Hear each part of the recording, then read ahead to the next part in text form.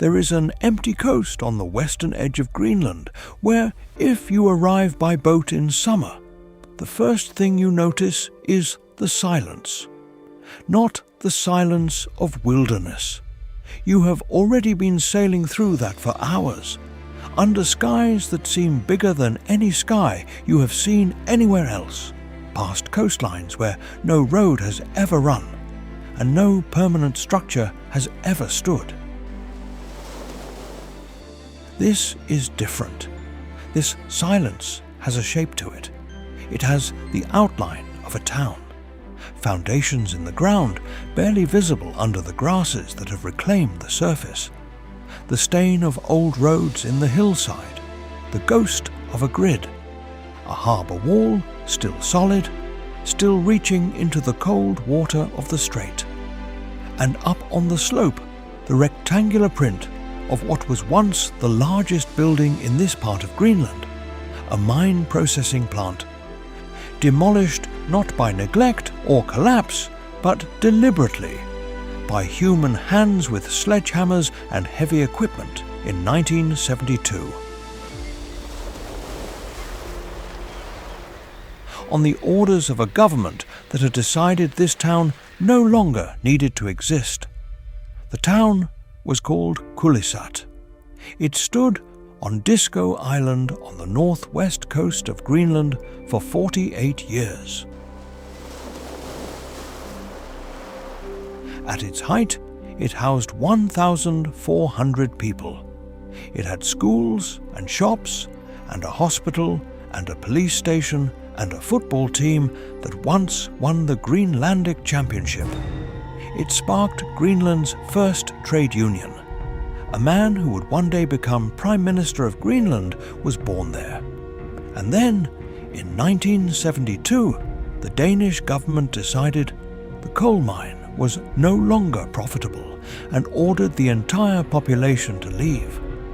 When the last residents were gone, they sold the site to an entrepreneur who tore most of it down. Only the church was saved. They moved it, physically lifted the church and transported it by sea to the nearby town of Ilulissat, where it still stands today, a transplanted piece of a demolished community, still performing services for a congregation that has no idea it is worshipping in a building pulled from a ghost town's grave. Welcome to Shadow Atlas. If this is your first time here, hit subscribe. I cover places like this every few weeks, and what's coming next is going to be worth your time. Today we are going to the frozen top of the world and to the towns it swallowed. Let's go.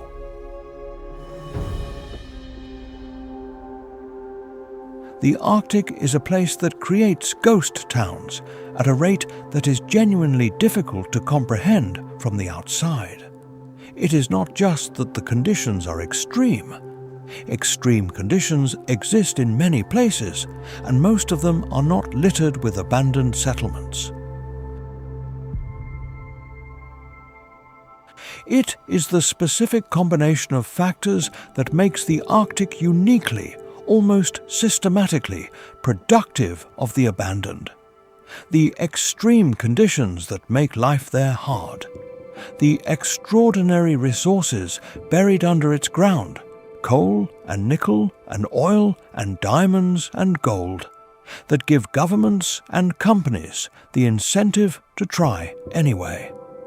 The strategic importance of the High North for military purposes, which makes the Arctic a place that powerful governments are willing to populate at great cost and displace at even greater cost to the people involved. And the fundamental instability of single-purpose communities in environments where survival itself requires resources flowing in from outside. Every ghost town in the Arctic is a story about something ending, but not every story ends the same way. Some of these towns ended because the mine ran out. Some ended because the price of what the mine produced fell below the cost of extracting it. Some ended because a government decided it was more convenient to have people somewhere else. And some, this is the one that stays with you longest, ended because a different government, a more powerful government, needed the land for its own purposes, and the people living on it were simply removed. These are different kinds of ending. They leave different kinds of silence. And the ghost towns they create are different kinds of places. This is the Arctic's geography of the abandoned, and most of it is never talked about. Disco Island is one of the most remote inhabited places on the planet. It sits off the west coast of Greenland, inside the Disco Bay that gives it its name. A bay famous for the icebergs that carve from the Jakobshavn Glacier and drift through its waters in numbers that made it in 2004 one of only a handful of places in the world placed on the UNESCO World Heritage List. The icebergs here are ancient. The ice in some of them formed tens of thousands of years ago, long before any human being set foot on this island. They are beautiful in a way that is entirely indifferent to the fact that you are watching them. In 1924, a Danish mining company arrived on Disco Island and established a settlement on its northeast coast, at a place where coal had been found close enough to the surface to extract at a profit. The settlement was called Qullissat. In the Greenlandic language, the name means approximately the place where things bubble up, a reference to the natural springs in the area. From the beginning, it was not a traditional Inuit settlement. It was an industrial town designed and built by Danish administrators and engineers, intended to house the labor force for the mine. The population that arrived was a mixture of Danish managers and supervisors, miners brought from various parts of the Danish kingdom, and local Greenlandic workers who came because the wages were better than what was available elsewhere. For nearly 50 years, Qullissat was a real and thriving community. The mine produced coal that was sold throughout Greenland for heating and power. The population grew. By 1966, there were 1,400 people living on this otherwise uninhabited stretch of Disco Island coastline. There was a school large enough to produce a generation of educated Greenlanders who went on to careers in politics and arts. There was a hospital. There was a police station that, given the isolation and the weather, must have felt at times like the loneliest posting in any Danish institution. There was a football club, Nanok 50, that travelled by boat to Nuuk in 1960 and won the Greenlandic Championship. In a community defined by the mine, winning a football championship was not a small thing. It was a declaration that Qullissat was not just an extraction operation, it was a place. Greenland's first labour union was born in Qullissat. The miners organised. They argued for better conditions, better wages, better safety. The fact that Greenlandic workers were doing the same things that miners everywhere in the world had done for a century and a half was not unremarkable.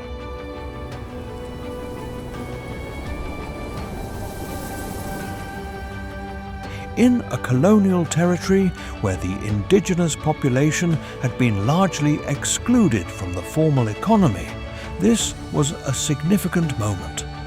Qullissat's workers were asserting that they had standing, that the place they had built deserved to be treated as a place. The Danish government was not persuaded, or rather, the Danish government was persuaded of something else entirely. by the 1960s, the coal from Qullissat was costing more to mine than it earned on the market. The deficit was not small. Every year, millions of kroner flowed from Copenhagen to Disco Island to keep an operation running that made no economic sense on its own terms. The coal quality was poor. The seams were increasingly difficult to work, and the world was transitioning from coal to oil, rendering coal-fired stoves throughout Greenland obsolete and reducing demand further.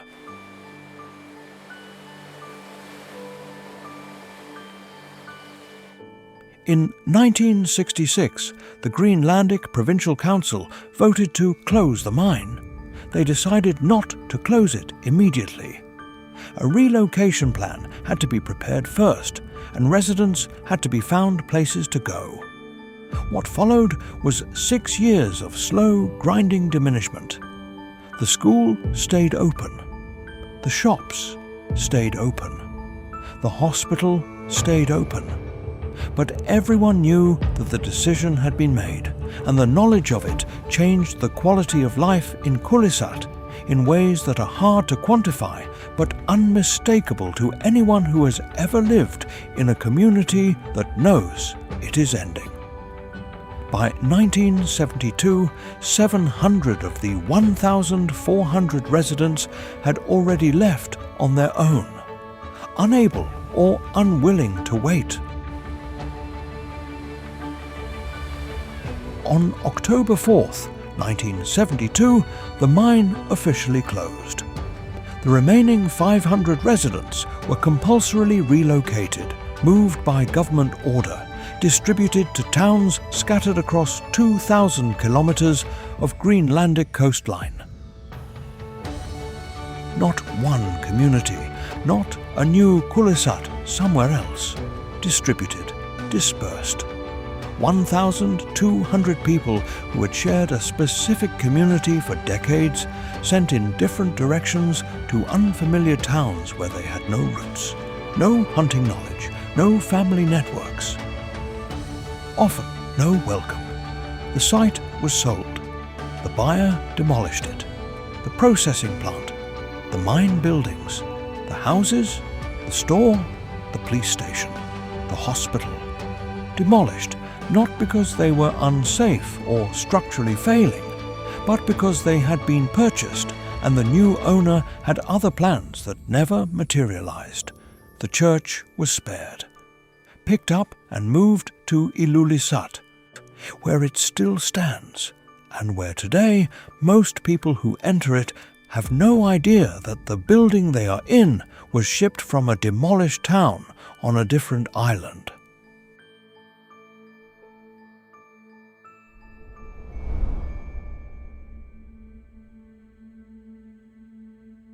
Anthropologists and psychologists who have worked with the survivors of Qullissat's closure describe what happened as a collective trauma that has reverberated through generations of Greenlandic society. The former residents were not simply inconvenienced.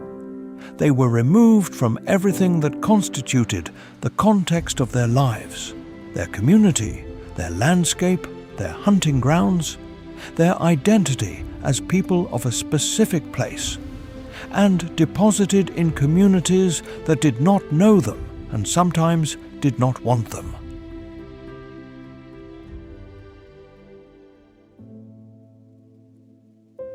Many of the social problems that followed, alcoholism, depression, family breakdown, are directly traceable to the displacement. The former Prime Minister, who was born in Qullissat, Kupik Kleist, was the last person to be confirmed in the church before it was dismantled and moved. He was 14 years old. His own later political career and the broader movement for Greenlandic self-determination that grew through the 1970s and 1980s was partly fueled by the anger and grief of what happened to Qullissat. The closure of a mine became a founding grievance of a national political identity. And then, in November 2000, the sea did something that seemed almost too deliberate for coincidence. A massive landslide on the Nuussuaq Peninsula, 20 kilometers from the former site of Qullissat, generated a tsunami. The wave rolled across the strait and struck the former coastline of the town. It hit the foundations. It hit the harbour wall. It hit the piece of ground where 1,400 people had built their lives for half a century.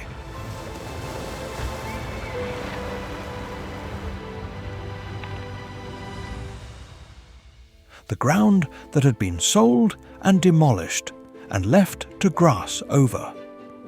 The water came over what remained and pulled back, as if the ocean had noticed the absence and wanted to mark it. Today you can visit Qullissat by chartered boat from Qeqertarsuaq or Ilulissat. In summer, a small number of families, descendants of former residents, return to the site and stay in the few remaining structures that have been preserved as vacation cottages. They do not mine anything. They do not build anything. They come back because this was their people's place, and the need to return to it is something that has passed down through generations, like a quiet ache that has never fully healed.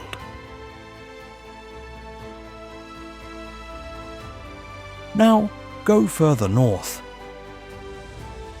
Up the west coast of Greenland, past the Arctic Circle, past the community of Upernavik, past the northern boundary of the sea ice in summer, until you reach Qaanaaq, the northernmost major town in the world, a community of a few hundred people on a coast where the temperature in January averages minus 30 degrees Celsius, and the polar night lasts for months, and the people who live there are among the most geographically isolated on Earth. Qaanaaq is not the original home of the Inuguit people who live there. They did not choose this location. They were moved to it. And the place they came from, the settlement called Uummannaq, or Dundas, on the plain that now lies beneath the runway of a United States Space Force base, is one of the most straightforwardly devastating examples of Cold War displacement anywhere in the Arctic. The Inuguit are the northernmost people in the world. They have lived in the far northwest of Greenland for thousands of years, hunting seal and walrus and polar bear on a coastline that provides just enough to sustain a population of a few hundred people with exceptional skill and adaptability. Their settlement at Uummannaq, the name means heart-shaped in their language, a reference to a mountain near the site, was the center of their world. Knud Rasmussen, the great Greenlandic Danish explorer who crossed the entire Canadian Arctic on a dog sled in the 1920s, established a trading post there in 1910. The settlement had a school, a church, a hospital, a radio station. It was the administrative center for a population that measured the success of life in terms of whether you could hunt well and whether your family was together, and whether the sea ice was reliable. And then the United States built an airbase. Thule Air Base was constructed beginning in 1951 as the Cold War intensified, and both the United States and the Soviet Union began looking at the Arctic as a potential theater of war. The logic of the base was simple. Greenland sits at the top of the world, between North America and northern Russia, and a base there could serve as a staging point for nuclear bombers flying polar routes, and as a listening post for early warning of a Soviet attack. The base was built with extraordinary speed. In June 1951, a fleet of 120 20 ships carrying 12,000 workers and 300,000 tons of cargo left Norfolk, Virginia, and sailed to the northwest corner of Greenland. They built in continuous daylight around the clock through the Arctic summer. The base was operational in 1953. The Inuit of Uummannaq were not consulted. They were in the way. In the spring of 1953, the United States decided it needed to expand the base to accommodate anti-aircraft artillery. The expansion required the entire Dundas Peninsula. On May 25, 1953, a Danish official arrived and informed the settlement that they had to leave. Not that they might have to leave, that they had to leave. Now. While the sea ice was still solid enough to travel, in 4 days, 26 families, 116 people, packed what they could and left. They loaded their dog sleds. They took what they could carry. They left behind their houses, their hospital, their school, their radio station, their church, and their graveyard. The family houses were later burned. The church was moved. The graveyard, the graves of their ancestors, up the graves of people they had buried with their own hands, was left where it was. On a peninsula now enclosed within a military installation. The families were relocated to a site 130 kilometers to the north, to a place called Qaanaaq. When they arrived, there was almost nothing there. They lived in tents from May until September 1953, when wooden houses were finally built to replace the structures they had left behind. The tents were pitched in an Arctic spring on ground that was still frozen. Children slept in those tents. Elderly people slept in those tents. A community that had been rooted in one specific place for thousands of years ate and slept and waited in tents on unfamiliar ground for houses that took 4 months to arrive. For decades, the Danish government maintained that the relocation had been voluntary, that the Inuit had been informed and had agreed. Tribal elders said the opposite. They said there had been no agreement, that the announcement of the relocation had been combined with the announcement that it was already decided, and that the question of consent had never actually been asked. Not until 1985, when 2 Danish scholars published a book documenting the history in detail, did the official record begin to shift. In 1999, after a legal battle that took the case through the Danish court system, an Eastern High Court ruled that the government had violated the Inuits' rights, that there had been no request to leave,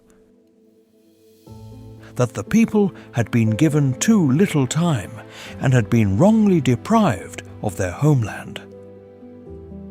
The court found they had been wronged. It also found they had no right to return. The airbase, now called Pitufik Space Base, remains operational. The Dundas Peninsula, the land beneath and around the runway, is still a restricted military zone. The graveyard is still there, inside the fence. The Danish Prime Minister issued a formal apology in 1999. In the spirit of the Danish realm, and with respect for Greenland and the Thule population, the government will convey an apology to Inuit for the manner in which the decision about the relocation was reached and carried out in 1953. That is a direct quote, not paraphrased. The government of Denmark said those words. In 1999, 46 years after moving 116 people off their ancestral land in 4 days and leaving them in tents for a summer. Uummannaq, Dundas, is not a ghost town you can visit. It is not a ruin you can photograph. The runway covers it. The base occupies it. What remains is below the asphalt, below the military infrastructure, below the weight of 70 years of American strategic interest in the high north. The ghost is there. You just need a security clearance to be near it. Cross the Atlantic. Come west, down through the Labrador Sea into the ice-cold waters off the coast of Labrador, the northeastern corner of Canada, a coast so raw and so remote that in winter the wind off the water is described by anyone who has spent time there as something physical, something that pushes back. This is a coast where the English word harsh feels insufficient. The Inuit have better words. There is a settlement on this coast called Hebron, or there was for 128 years. The name is biblical. Hebron is the ancient city of the patriarchs in the Hebrew tradition, given to the site by German Moravian missionaries who arrived in 1831 to establish a Christian mission among the Labrador Inuit. They built carefully and seriously. The main mission building was prefabricated in Germany, shipped across the Atlantic in sections, and assembled on the coast of Labrador. It is still standing. After nearly 2 centuries of Arctic weather, the mission building at Hebron is still there. It has been designated a National Historic Site of Canada. Teams have worked to stabilize it. It stands on its coastline, looking out to sea, surrounded by the foundations of structures that did not survive as well, in a landscape where the only visitors now arrive by boat in summer or by helicopter. The history of Hebron is a layered thing, and none of the layers are easy. The Moravians came with genuine religious conviction, and with genuine care for the physical welfare of the Inuit they came to serve. They built a school and ran it seriously. They provided medical care in a region where European diseases, brought partly by the missionaries themselves and partly by the whalers and traders who followed them, were killing Labrador Inuit in enormous numbers. They were both the cause of and the response to a catastrophe that they did not fully understand and could not fully prevent. The worst of that catastrophe came in 1918. In October and November of that year, the Spanish influenza pandemic reached the Labrador coast. A supply ship arrived at the missions and left behind the infection. By the time the outbreak burned through Hebron, approximately 86 of the settlement's 100 residents were dead. Not sick, dead. The missionary logs recorded the weeks of the epidemic in terms that are almost impossible to read. Family after family, name after name, the sick attending to the sick, no one left to dig proper graves in the frozen ground. Bodies stacked in buildings because there were no hands to carry them to the burial ground. A third of the total Inuit population of Labrador, roughly 400 people, died in that outbreak, on a coast that stretched for hundreds of kilometers. The graveyard behind the Hebron mission is unusually large for a settlement that was never large. It holds the people who died over more than a century of occupation. And it holds the concentrated dead of 1918 in a section of graves that are mostly unmarked, because the survivors of those weeks were too few and too broken to mark them properly. The land itself, when you walk it, carries the weight of that year. Hebron continued after 1918. Populations recovered, slowly. The community rebuilt itself around the mission, around the church and the store and the medical services that constituted, in a place this remote and this cold, the entire institutional infrastructure of life. By the mid-20th century, Hebron had around 250 to 300 Inuit residents, living as they had for generations. Hunting seal and caribou, fishing the rivers and the coastal waters, practicing the subsistence economy that the land and sea of northern Labrador could support.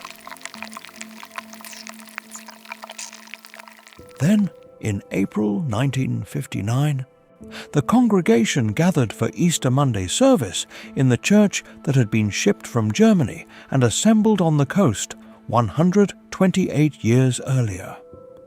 The Reverend Siegfried Hetash stood at the front of the church. He had reached a decision that he had been struggling with for years. He told the congregation that the mission was closing. He said, and this is his exact wording, preserved in the records, "I see no other way than to suggest the mission withdraw from Hebron this summer." There was no consultation. The congregation was told. The store was closing. The medical services were closing. The school was closing. There was, as of this Easter Monday morning, no longer a reason to stay. By fall, half the families had left on their own. The Grenfell nurse, the only medical professional for hundreds of kilometers in any direction, was withdrawn. The community store closed. The last families left in the fall of 1959. Where did they go? To communities farther south along the Labrador coast, Hopedale, Mackovic, Nine. To places they had never lived, among people they barely knew, in environments where the specific knowledge of Hebron's landscape, the location of the seal holes, the caribou migration routes, the fishing grounds, the sea ice patterns, was useless because it applied to a place they were no longer allowed to be. Houses were not ready when they arrived. When the housing was eventually built, it was clustered at the edges of the existing towns, reinforcing the sense of outsider status that relocation had created. One woman, an Inuit cultural educator whose parents were relocated from Hebron, described discovering the full history of what had happened in adulthood. She had grown up knowing Hebron only as a place her parents were sad about, a place they didn't discuss much. When she finally learned the details, the Easter Monday announcement, the lack of consultation, the inadequate housing, she said, "I started to see my parents in a way that they lived in Hebron in a good way. And I started to go to Hebron, and I started to see things differently. When I go there, I imagine dog teams coming and going, people hunting and children playing and all that. It was a beautiful life that they had." The grief embedded in that statement, the way she can only see her parents' former life by going to the empty place where it happened, is the particular grief of the forcibly displaced. The life is not imaginary. It was real. The evidence of it is in the surviving buildings in the graveyard, in the traces of habitation that the site still carries. But the people who lived it were removed, and the only way to witness what they lost is to stand in the ruins of the place it happened. In 2005, the Premier of Newfoundland and Labrador issued a formal apology for the closures of Hebron and the nearby settlement of Nutak. Former residents wept. Each surviving person who had been forcibly relocated received a check for 63,000 Canadian dollars, not an amount that compensates for decades of displacement, but an amount that acknowledges it. In 2009, an additional monument was unveiled at the Hebron site. In July 2024, 40 Inuit elders made the journey back to Hebron and Nutak by boat, their first return since the forced relocation for some of them. Inside the old church, one of the women picked up a rock and sat in a circle with the others. "After so many years, I didn't think I was so full of anger and resentment," she said, "but my body couldn't hold it." The mission building still stands on its coast, facing the cold Labrador Sea. The graveyard is behind it. The tundra runs in every direction. In summer, the wildflowers grow around the foundations of the vanished houses. The caribou pass through on their ancient routes, indifferent to the human history compressed into this shoreline. It is a beautiful place in the way that all the Arctic is beautiful, on terms that have nothing to do with human comfort or convenience, on terms that were never negotiated with the people who tried to make lives there. Back to Svalbard. Back to that archipelago wedged between Norway and the North Pole, where the Soviet Union planted its flag on Norwegian soil through the legal mechanism of the Svalbard Treaty, and left multiple layers of abandonment across the islands. We have talked about Pyramiden in this channel before, but Pyramiden is not the only Soviet ghost town on these islands, and it is not even the oldest. On the western coast of Spitsbergen, about 10 kilometers west of Longyearbyen, in a position that sounds close but is, given the terrain, genuinely difficult to reach, there are the ruins of Grumant. Grumant is older than Pyramiden by decades. Russian Pomor hunters were using the Svalbard area, which they called Grumant, a corruption of Greenland that reflects the geographic confusion of early Arctic exploration, for seal and walrus hunting as far back as the 17th century. By 1912, a Russian expedition under Vladimir Rusanov arrived and identified coal deposits near the coast of Isfjorden. A mining claim was staked, a company was formed, workers arrived, and on a steep, awkward slope that offered almost no flat land for construction and no natural harbour for loading ships, a coal mining town began to grow. Grumant never had it easy. The terrain was against it from the start. The coalface was up the slope, which was steep enough to make all movement of equipment and personnel physically demanding.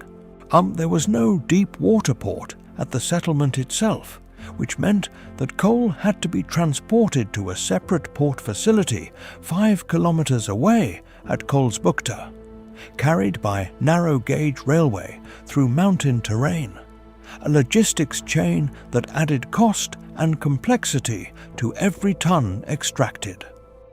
The railway tunnels were dug through the hills between the two settlements, and the trains ran back and forth with the coal. Today, those tunnels have collapsed. The terrain between Grumant and Kollsbukta is accessible only on foot, through steep scree and moraines and river crossings, with polar bears a genuine operational concern that requires every visitor to carry a rifle. Despite these challenges, Grumant grew. By 1951, the population of Grumant and Kollsbukta combined was 1,106, more than any other settlement on Svalbard at that time, more than Longyearbyen, the town that is now the archipelago's administrative centre, and the destination for all the tourists who come to see the Arctic. Grumant was, briefly, the capital of human settlement at the top of the world. What was life like there? The buildings were Soviet standard, functional, plain, designed for utility rather than comfort, which in an Arctic context is perhaps the most appropriate design philosophy anyway. The coal mine underground was dangerous by any standard, and the particular dangers of Arctic mining, equipment failures in extreme cold, the psychological effects of months of polar darkness, the isolation that made any medical emergency a serious crisis, were constant. The workers were mostly Soviet citizens, are rotated in and out on schedules that maintained productivity without requiring permanent settlement in the way that Pyramiden was trying to achieve. Grumant was less ideological than Pyramiden. It was more honestly what it was, an industrial operation in a difficult location. And then the coal seams became harder to work and more expensive to extract, and the logistics of the twin settlement system became increasingly costly to maintain. By 1961, the decision was made.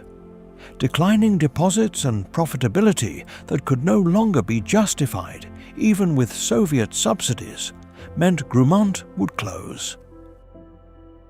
A small maintenance crew stayed on for a few more years. By 1967, the settlement was completely abandoned.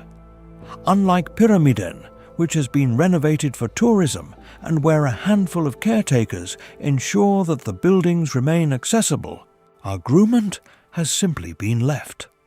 The terrain makes tourist visits difficult and logistically complex.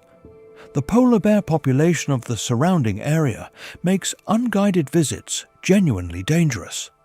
The buildings that still stand, and not all of them do, the decades of Arctic weather having taken their toll more thoroughly than the cold has on Pyramiden's better preserved interiors. Sit on their steep slope above the Isfjorden, staring out across the water toward Longyearbyen, which is visible on a clear day. People who have made the difficult journey to Grumant describe a particular detail that has become one of the touchstones of the site. On a piece of relatively flat ground near the old mine buildings, there is a football pitch, or the ghost of one. The posts are rusted. The ground has been retaken by the Arctic vegetation. The lines, if they were ever marked, are long gone. But the flat ground is there, deliberately cleared and maintained at some point by workers who had finished their shifts in an Arctic coal mine and wanted to play football. Because football is what people play when they want to feel normal in an abnormal place. The pitch at Grumant is, in its way, one of the most human things about any of the ghost towns in this video. Someone cleared that ground. Someone organized a match. Someone kicked a ball across a pitch perched on a mountainside above the Arctic Ocean and felt, for the length of a game, that they were somewhere ordinary.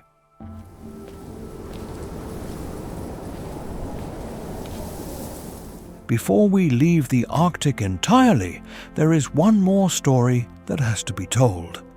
Not a specific location.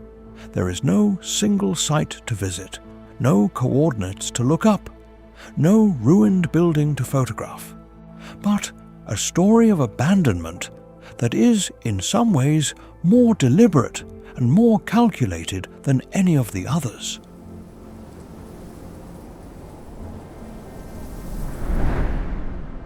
In 1953, the Canadian government moved 92 Inuit people from northern Quebec to 2 settlements in the high Arctic: Grise Fjord on the southern tip of Ellesmere Island and Resolute Bay on Cornwallis Island. These destinations were chosen specifically because they were as far north as possible, because they were among the most remote and least hospitable places in the Canadian Arctic, because the Canadian government wanted to establish a permanent human presence there to reinforce its sovereignty claims over the Arctic archipelago against any potential challenge from other nations, including the Soviet Union. The Inuit families were told they were being taken to a land of better hunting, and some accounts say they were told they could return after 2 years if they wished. They were not told they were being used as sovereignty markers, what some later called human flagpoles, planted in the soil of the high Arctic so that Canada could point to them and say, "Look, people live here, this land is ours." They arrived at Ellesmere Island in August 1953. The summer there lasts approximately 6 weeks. From October to February there is virtually no daylight. The wildlife of the high Arctic is different from the wildlife of northern Quebec. The Inuit who arrived had to learn new hunting grounds, new migration patterns, new techniques for an entirely different ecosystem, while simultaneously managing the psychological shock of a relocation they had not fully understood or agreed to. Their promises of a return trip after 2 years were never honoured. Decades later, after a long campaign by the relocated Inuit and their descendants, the Canadian government acknowledged what had happened. A royal commission found that the relocations had been, at least in part, motivated by sovereignty concerns. Formal apologies were made, compensation was paid. The community of Grise Fjord, Ojituk in Inuktitut, the place that never thaws, still exists today. People live there. Their descendants have made their lives in the place their grandparents were sent to as sovereignty markers. The settlement exists. But the story of how it was created does not fade from the consciousness of the people who carry it. There is a thread that runs through all of these places, Qullissat and Dundas and Hebron and Grumant and the high Arctic relocation sites. And it is not the thread you might expect. The thread is not simply abandonment. Abandoned places are everywhere in the world. The thread is something more specific. The experience of being removed from a place, or of removing people from a place, for reasons that had nothing to do with the people themselves. Every community in this video was ended not by the failure of the community, but by the decision of someone outside it. A government, a company, a military command, an economics department in a faraway capital. The people in these places, the miners of Qullissat, the Inuit of Dundas, the Inuit of Hebron, the Soviet workers of Grumant, built genuine lives. They hunted and worked and played football and attended church and raised children who grew up believing this was where they belonged. And then, because of coal prices or strategic calculations or Cold War logic, or the arithmetic of colonial administration, they were told to leave. The ghost towns they left behind are the physical record of that removal. The foundation outlines at Qullissat, the emptied coast of Dundas under the airbase runway, the surviving mission building at Hebron with its graveyard of unmarked 1918 graves. These are not simply interesting ruins to photograph. They are evidence. They are the kind of evidence that does not decay, not quickly in the cold, and that sits in the landscape waiting to be witnessed, long after the events that created it have become history, long after the governments that made the decisions have issued their apologies and paid their compensation and moved on. The Arctic preserves things. That is its nature. The cold that makes it so hostile to human life also makes it the best archive on Earth. The bones of mammoths, the bodies of ancient explorers, the buildings of coal miners, all of it held in a landscape that does not easily let go of what has been placed inside it. What these places hold is not just wood and stone and rusted metal. They hold the record of what was done here, and to whom, and for what reason. They hold it quietly, the way cold holds things, without drama, without judgment, simply keeping what was left. Drop a comment below and tell me, Which of these places would you want to go to, if you could, and why? And tell me where in the world you're watching from right now. I read every one of those comments, and they are genuinely one of my favorite parts of making this channel. There are places like this on every coast of the Arctic and on every continent below it. Shadow Atlas is going to keep finding them. Thank you for watching this one. There is a detail about Qullissat that tends to slip past people the first time they hear it and hit them harder when they think about it again. The town was not simply closed, it was sold. On October 20th, 1972, 16 days after the mine officially shut, the entire site was transferred to a private entrepreneur. Sold, the way you sell a piece of equipment that you are finished with. The houses where families had lived for 50 years, the processing plant that had been the economic engine of a community, the streets where children had walked to school, and the harbour where fishermen had tied up their boats. The whole of it, including all the structures still standing, was transferred for a price to a man who then brought in demolition equipment. The demolition was methodical and thorough. By the time it was finished, most of what had been Qullissat was rubble or gone. The town existed to serve the mine. The mine was closing. The town, therefore, had no further purpose and could be disposed of accordingly. What they did not account for, what this logic structurally cannot account for, is the meaning that a community generates for itself, independent of whatever economic purpose created it. Qullissat generated that meaning.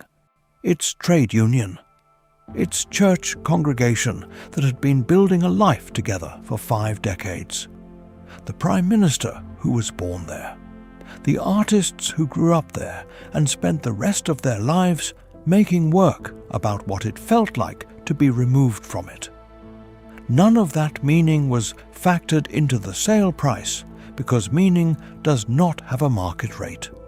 The community that was dispersed to 2,000 kilometers of coastline, scattered to Nuuk and Ilulissat and Asiat and a dozen other towns, carried that meaning with them.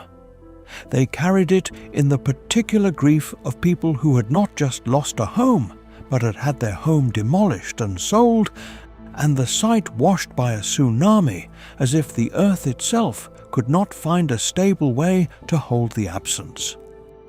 The Dundas story has a specific detail that belongs here because it complicates the narrative in a way that is important to sit with. The United States military base that displaced the Inuguit was not built with contempt for the people who lived there. The officers who planned it and the Danish officials who agreed to it operated within a specific Cold War logic that was not irrational on its own terms. The Soviet Union had, by 1951, already tested a nuclear weapon. The Korean War was underway. The genuine possibility of Soviet bombers flying over the Arctic toward North American targets was not a fantasy. It was the scenario that defense planners had to plan for. The base at Thule was a real response to a real threat. None of this changes what happened to the Inuit, the 116 people who loaded their dog sleds and left in 4 days and lived in tents for a summer, were not less displaced because the logic that displaced them was strategic rather than malicious. The promises that were made and broken, that you can return after 2 years if you want, were not less broken because the people who broke them were managing a military installation rather than running a coal mine. What the Dundas story adds to the larger picture is this: the Arctic has always been a place where decisions made at a distance by people with power have been imposed on people with less power who are already there. The Inuit were living at Uummannaq. They had been living there or nearby for thousands of years. The decision to remove them was made in Washington and Copenhagen by people who had never been to Uummannaq and would never go. The calculation that was made, this strategic asset outweighs that community, was made in buildings far away from the tents that families would sleep in while waiting for the houses they had been promised. And the site of that calculation, the physical result of it, is now a runway. A 3,000-meter stretch of asphalt on a plain in northwest Greenland, used by military aircraft and occasionally by the small planes that serve the community at Qullissat, 100 kilometers up the coast. Below the asphalt, if the construction records are accurate, are the buried traces of a settlement that was there for thousands of years before the runway. That is not metaphor. That is geology. There is something specific about the Hebron story that places it in a different category from the mining town closures, and it is worth being precise about what that difference is. Qullissat and Grumant were industrial communities, places built around extraction, populated largely by people who had come to work and who, however much they came to love the place, had arrived knowing that the place's purpose was defined by the mine. When the mine ended, the logic of the closure was coherent, even if its execution was brutal. The community existed because of the mine. The mine was finished.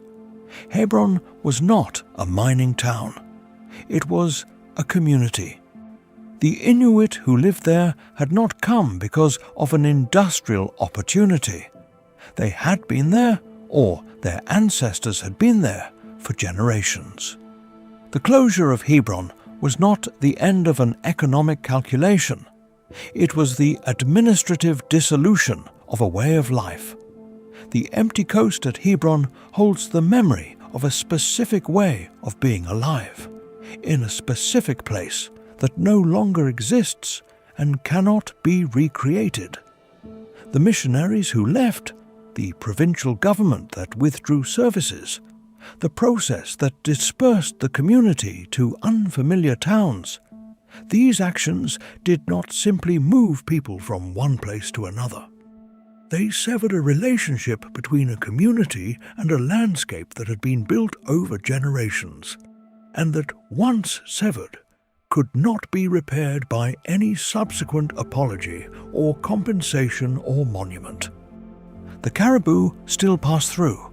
The seals are still in the water. The sea ice still forms in November and breaks up in June. The land that supported a community for generations still could, in principle, support a community. But the community was sent away, and the land does not know how to call it back. What all of these places share, and this is the heart of what I want to leave you with, is the quality of being witness to a decision that was made by someone who was not there. Every abandonment in this video was the result of a decision made at a distance. In a government office, in a boardroom, at a military command table. The people whose lives were reorganized by those decisions were in the places, mining coal, hunting seal, playing football on a pitch above the Arctic Ocean, when the decision was made, and they were not part of it. The ruins they left behind are the only part of the story that cannot be moved, cannot be relocated, cannot be apologized away. The foundations at Qullissat are in the ground. The harbour wall is in the water. The mission building at Hebron is on its coast. The football posts at Grumant are still on their slope above the Isfjorden. These things outlast the decisions that created the silence around them. They sit in the landscape and they wait for people who are willing to make the journey to find them and to ask, what happened here, and to whom, and why? That question is, ultimately, what this channel is. Not just the places. The question. Every ghost town is a question. And the Arctic, which preserves everything, has been holding these particular questions for a very long time. Tell me in the comments below, which of these stories hit you differently than you expected? And where in the world are you watching from right now? Drop it below. I read every one. Thank you for watching. See you in the next one.